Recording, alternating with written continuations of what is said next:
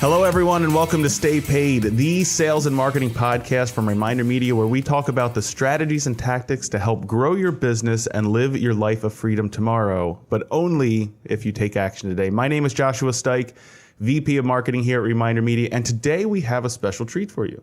Luke is away on a well-deserved vacation, so we're lucky enough to have the two people that are usually behind the cameras and keyboards here at ReminderMedia, our brand content manager, Jesse Carlin. Hello. And our social media manager, Andrea Tremper. Hi there. Welcome. Thank you. So if you follow any of our content online or social media channels, and we hope you do, you already know that these two creative geniuses behind the videos, blogs, grams, tweets, and stories for ReminderMedia and American Lifestyle Magazine. But how do they come up with all of this content, and most importantly, why? Today, this is what we're going to find out. But first, like we always do, want to run through some stats for you. If you haven't thought about content marketing or your social media content marketing generates over 3 times as many leads as outbound marketing and costs 62% less. In addition, it'll rake in conversion rates 6 times higher than all other marketing methods combined. 71% of consumers who have had a good social media service experience with a brand are likely to recommend it to others. So Jesse, why don't you start us off by just telling us what we mean by content marketing and how that differs from other types of marketing. All right. So what is content? According to the Content Marketing Institute, their definition that is instead of pitching your products or services, you're providing truly relevant and useful content to your prospects and customers to help them solve their issues. So what does that mean? That means that, you know, as a business professional, you always want to be making sure that you are talking about your business, but at the same time, you're kind of giving people more of like an entertainment feature. Mm-hmm. So if you're a real estate agent, you know, you want to be putting out your listings, you want to be talking about your business, but at the same time, you want to be giving your customers other things that they can look at. So when we create content here, we make sure that we're kind of creating stuff that people want to digest. So whether it's recipes or crafts or just general entertainment pieces that people want to share or use. So, I mean, as a business professional, I have a particular service or product that I'm selling. Why would I post about crafts? So, you know, people like having other things to think about. They don't necessarily always want to think about, you know, having to fix up their house. And people are just generally engaged by crafts and recipes. It's stuff that they want to BuzzFeed has proven be that making, want to be doing. BuzzFeed, man. I mean, if you're going through your social media channels and you're scrolling through, like you're watching those videos of how to make things, even if you're not going to make it, it's just entertainment. It's enjoyable. It's something that it's like, I might want to make that someday. It's the cheesy slow motion stringing. Those slow GIFs get me every time, man. And the autoplay just forces me to watch everything. I know. It's like you just, why wouldn't I watch it? You want to get engaged with it. So that's a great point. I mean, you're bringing up video, you're talking about content, you're talking about all of these different types of pieces that you can share with your audience. How do you know what your audience is going to engage with? How do you know what kind of content to start choosing? So we do kind of see what people engage with as we create it. So when we put things out there, we try and track, you know, who's engaging with it, the age groups. We try to make a lot of things for every age group. Like we're making things for specific people, but we're making things for a lot of different specific people. Okay. So we'll make recipes for people that, you know, when we put it out there, we say that they're quick recipes. So if they're short on time and they want, you know, just at the end of the day to be able to throw something together. When we create it, that's how we kind of put it out there, that it's a quick recipe so that someone, when they're scrolling through or see it, it relates to them. Okay. Andrea, do you have any anything that you've learned when posting on social media of how to sort of figure out? We've talked about business pages before on the podcast. We've talked about how to get some of that stuff set up so that you can track your content and how it's working. Mm-hmm. But how do we sort of... are we looking at them from the standpoint of what's working? What can we be doing more of? Are we looking at what's trending? Like, what's the thought process behind that? So we definitely stay on top of trending content daily and weekly. One of our tactics that we've been kind of implementing lately is that we're actually sharing a lot of our similar brands content as well. And it's been doing well. So we're also getting exposure that way by getting our name out there to the similar brand, but we also are getting engagement on that content. So if that content is doing well, it kind of gives us an idea of like, well, hey, we can make this and make it our own. So we're just kind of repurposing that as well. So similar brands meaning people that produce content similar to us, or that our followers are also engaging with? Both. Okay. So on Instagram, for example, we follow a lot of food and recipe Instagram and accounts and brand influencers and things like that. And trending is easy to see on Twitter and Instagram because you can just follow hashtags now. So if our followers are following a certain person, then we want to kind of replicate what their account is looking like per post. So we're not going to copy their entire account, but maybe they have a good post that's going really well. So let's try that tactic and see how it goes for us. And if it works, it works. We keep doing it. And if it doesn't, you're not going to know until you try it. That's one of the biggest points I think that we've learned is in anything that we do and what we talk about here on the podcast is to test constantly. Do not get into the habit of just posting something, getting a single like, and then not doing anything or iterating from there. Is really to kind of focus on testing things against each other, looking at the time of day that you're posting, looking at the content that you're posting, seeing what that works, and then ultimately, how does that, and I don't want to get too far ahead of ourselves, I think we still have a lot to cover, but how does that then ultimately lead back to business? Because that's what this is all about, right? It's bringing in leads in the door, it's bringing sales to your business. So how are we using content, or how can our audience use content that brings leads in the door or gets people to kind of raise their hand, as we would say? So the best part about content marketing is because it's entertainment, it's something that your customers can look forward to.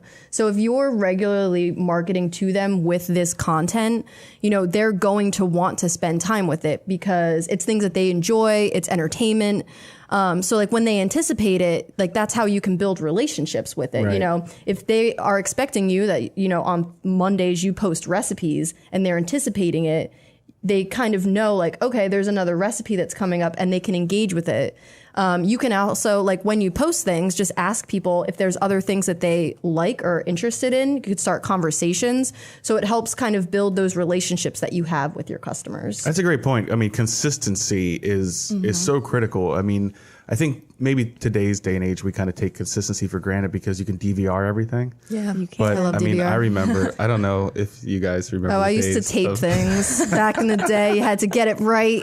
But I remember sitting down at 8 o'clock on a Thursday was an event because you knew that show would be on. I think that people still, we put this podcast out every Monday morning at 6 a.m. I think it goes out in the RSS feed or 4 a.m. But it's because it's consistent. You wake up, hopefully we have people that are waking up expecting to hear that. I hear one of our customer service reps here at ReminderMedia every Monday morning. She says, "Great podcast today, guys." So she's listening. So definitely. It's something that I've come to expect. I see her Monday mornings. I hear it every single Monday. She's waking up waiting for that podcast to be there. So you're kind of saying if you're posting content, try and be consistent with even the type of content that you're posting, because if you're posting recipes, make it Recipe Mondays, make it Taco Tuesdays, which is everyone, I think. Create your own trending content. Yeah. Do Tasty Tuesday. You can create your own trending content and just stick with it. And what you want to do is you want to think about your actual customers, because not everybody's customers are going to be the same, like across different businesses. So you really need to think about who it is that you're targeting so that you can figure out the best content to put out for them. So, if majority of the people that you're working with are millennials, like you want to make sure that the content that you are sharing or putting out there is kind of geared more towards them, so that they will engage with it. You can't just kind of like, you can throw things out there, but then you need to start seeing like, all right, what are people engaging with, so that you can kind of take that back and be like, all right, well, people really like this stuff. I want to keep going with this stuff and then build that up. Right. Do you guys have any tips? I'm putting you on the spot here for different age groups. Like you mentioned millennials, what kind of content have we seen that group engage with versus baby boomers, Gen X? Video is really big, I think, with everyone. I don't think there's a lot of people that don't enjoy video, but millennials definitely absorb their content the most through visuals. Yeah, so if you can kind of mix up your content a lot, especially on Instagram, which is completely visual, you're going to be scrolling through. And Twitter as well, you're still going to be scrolling through. If you can throw an image in there every once in a while, it's going to catch their attention more. And if you can get a moving graphic, that's even better. I did see a stat when just doing some research for this podcast, but it says when people hear information, they're likely to remember only 10% of that information 3 days later. So we know that you guys are only going to hear about 10% or remember about 10% of this podcast. But if a relevant image is paired with that same information, people retain 65% of the information 3 days later. So that definitely speaks, I think, not only to Facebook and Twitter, what you're saying with throwing images in, but the power of Instagram and why a lot of audience is moving towards that. Yep. I mean, we've seen most of our success, honestly, from our inspirational quotes. We post a Luke quote every couple of weeks, and those do, I hate to admit it, it's going to boost his ego, man. That's right, the Luke quote. They do, I mean, above and beyond better than the rest. And it's because it's an image paired with text, and it's a quick text. It's not something that you have to read the whole caption to find out. Like, you know what the base of the picture is, you know the point we're trying to get across. It's inspirational, right? Yeah, it's something that people, I think, can relate to, can kind of take into the daily life. So if you're on Facebook and you're posting articles, you're like, you know what, I got this whole Facebook thing down. I'm posting my listings a little bit, but I'm also putting out home improvement articles and I'm putting out other content,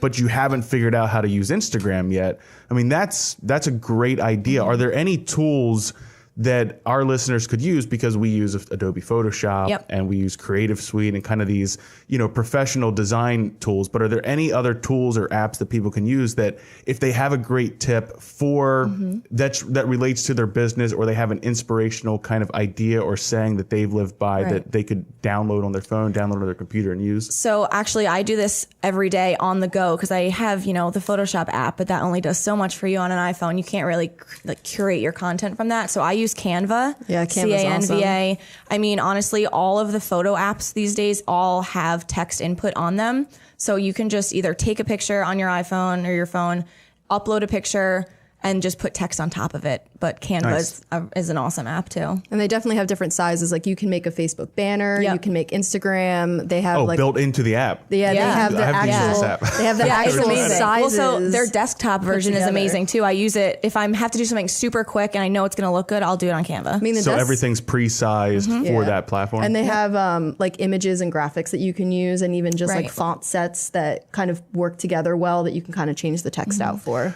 So other tools that allow you to kind of do this, Instagram stories, is something personally I've started getting into a little bit. Yeah, you have. I'm slightly obsessed with it. How would someone who's listening to this podcast be able to use Instagram stories? I know I follow a couple realtors, and there's two things that I see a lot of. One is just daily life, and showing off, like, here's my kids, and we're going to the airport, or we're doing this, or we're out to dinner.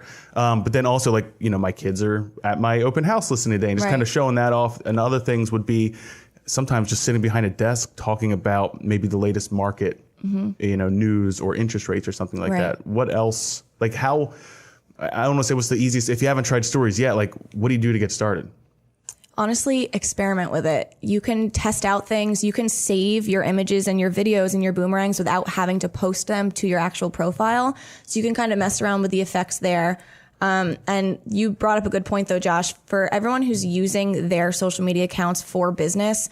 It's like us, our Instagram and our Facebook and our Twitter is branded as Reminder Media. It's not branded as the faces or the employees of Reminder Media. So it's so important that you humanize yourself. It's a person. Like, I'm the one sitting behind the phone, but I'm still a person. I'm not just this robot computer who's doing all of our business. So it's important to humanize yourself. And like you said, doing all those behind the scenes things, showing that you have kids and that you have an actual life besides your business. People want to see that, especially once you've gotten them through the door of that lens.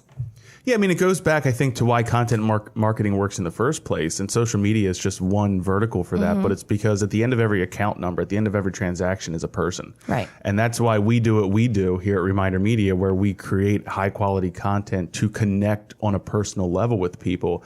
And then it works in inverse too. The person posting is also a person with a personality and an authenticity. And the best thing with like content marketing is you can get down to like the actual personal level. Like, if you post something on Facebook, say it's like a pet article, and you have your customers engaging with it, like, oh, this is great, I'm going to try this out for my dog.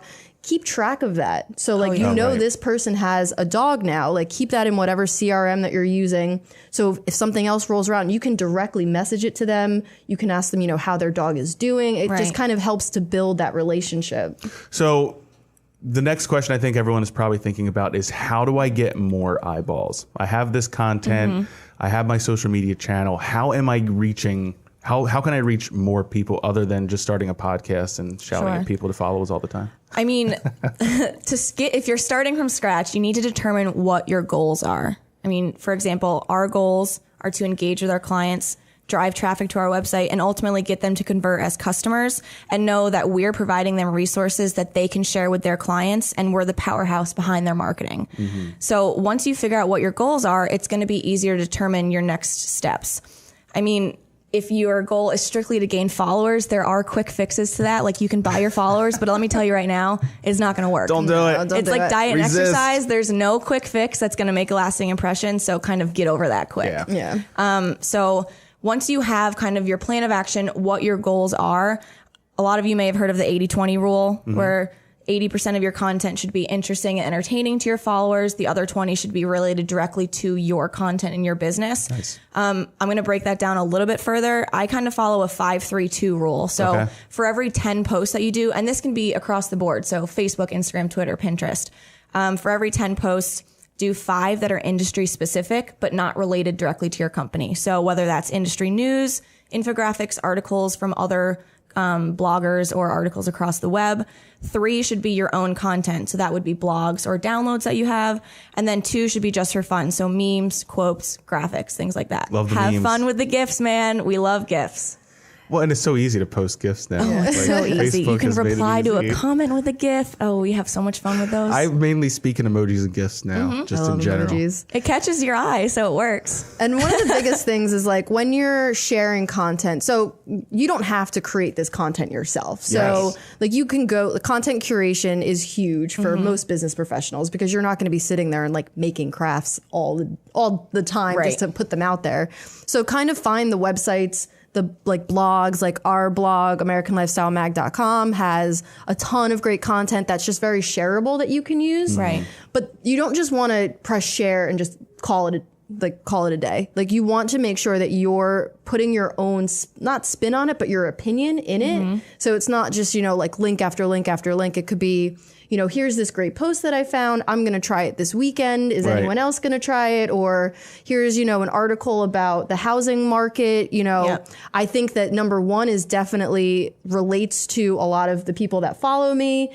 Definitely give it a read, reach out to me, let me know if you enjoy it. Just kind of like humanizing it a little more. So it's not just like a ton of just random links. Yeah. Yeah, I mean, that's the ability to kind of add your own personality in, even when curating content. So I guess then the difference is, and just to explain the terminology, when you're curating content, you're going out to other sites, other sources, and then reposting or posting that content from other people. Yeah. Right. So like we create a lot of content. This would then be, and then we curate content as well, which is what you were saying, going out to similar brands. But what kind of tools can you use, I guess, to find that content? Or is it just follow as much stuff as possible, go to as many, like, what do you guys even do? Do you have a list of sites that you consistently go back to? Yeah, occasionally. So what I'll do for Instagram, for example, is I look at all of our followers and see who they're following. Oh, that's awesome. Same with Facebook. You can, as a business page, as a personal page, you can see who your followers are engaging with and pages that they like. So that's a great tip, because this is something we learned. Yes. There was a great power user tip. If you go into Facebook and you search for, I don't remember what the exact phrase is, but it's people you who can like, literally type in like a Google search in the Facebook search bar now. Right. It's like what other pages do people who like Reminder Media like? Pages you can do this that, for your own business. Pages that people like who also like Reminder Media, I believe is what it was. But it's awesome. It's crazy. It gives you literally a list of pages that your followers like. Yeah. Who knew? And I think you can even do it with other, like you can search specific people. Yep. Like It's creepy. I mean, it's creepy, but it's Andrea awesome. Tremper's likes, right? Yeah. You can type in pictures of Andrea Tremper from 2011. I highly suggest you don't do that, but you could really do that to your followers and say like, wow, that's what they looked like in 2011. Yeah. I mean, this goes a little bit back to what we've talked about, following up with leads even, is sort of a little bit of that social stalking. Now, this isn't something you would want to turn around with and say, like, hey, I Googled you and found out that you were doing this in 2011. But it does give you some insight into where they might be with their lifestyle and how you as a service-based sales professional can help them. Right. I actually have a really good example of something that we just got tagged in last week on our American Lifestyle Instagram. Okay. So somebody who follows us tagged us, and it was like a collage of 3 pictures, and it was she made cookies, and it was a picture of her American Lifestyle magazine, and then it was a picture of her holding the magazine. And it turns out that the person who tagged us in this receives American Lifestyle from her realtor, saw that there was a cookies for breakfast recipe in this magazine, made the cookies, and then turns around and tags us and her realtor on Instagram. That's like awesome. The goal, man. Yes. That is not very accurate, and it doesn't happen all the time. But when it does, share the crap out of that. Like that's perfect content for you to repost, tag that person in. Yeah. And like you could even share, like if you share a recipe on Facebook, turn around, make it, post it on your personal social media and just kind of be like, oh, I shared this. That kind of like, it gives content that you're putting out there, but it also shows that like you're a person, like you're trying this stuff, and it's more of like your personal aspect that you can throw into it. Yeah, no, it's great. I mean, and if you're not someone who's naturally social, this might not come, you might not think, oh, I just made a recipe, let me snap a photo of it real quick. But as you start to think at it from a business mindset, and you almost have to turn it around and say, well, personally, I don't want to share my life. But if this is going to help build my business, help me engage with my audience and potential prospects, and then eventually get to a point where I've brought them in as a lead or I can help them as a client, then it really does shift your perspective. I mean, there are some people who just naturally want to share everything, and that's awesome. They're going to do a lot. This is going to be a lot more natural for them. But take it back to where you're scheduling time in your week. And if you have to make dinner this week, think about it strategically. Yeah. Find a recipe or something from someone that that would make sense for your business. It might be a local restaurant. I mean, if you're a local professional and you're trying to get out there in the community, this might be something, maybe you have a barbecue. I'm just kind of throwing out ideas here, but there's a barbecue event happening this weekend, and you throw it out there and just kind of like, hey, got this recipe from this barbecue and wanted to try it out. It's going to be happening this weekend at this place. Come and check me out. Meet me. I'm going to be there with some business cards, and I can help you with any questions you have about your home, thinking about listing or buying. However you would spin it. Yeah. Use the location tag on that too. That's perfect on Instagram and Facebook. When you tag your location, it's another visual for people to find another you. way to gain an audience, right? It's using location. So on Instagram specifically, I mean, hashtags are kind of the currency of Instagram. So I've just noticed myself, everything. I can post something, get a handful of likes. If I throw a hashtag in there, I can get likes from people I've never heard of. So is there sort of like a number or a rule or a strategy behind hashtagging?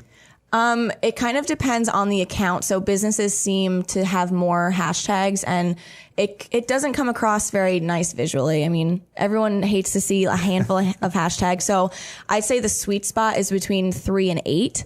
If you have less than 3, you're probably not going to get as much visibility as you'd like to. But if you have more than 8, then people are probably just gonna be like, oh, this is spam. So you want to kind of have a sweet spot. But again, this is another thing. Experiment with it. You want your hashtags to be specific enough that people are going to see you in this hashtag.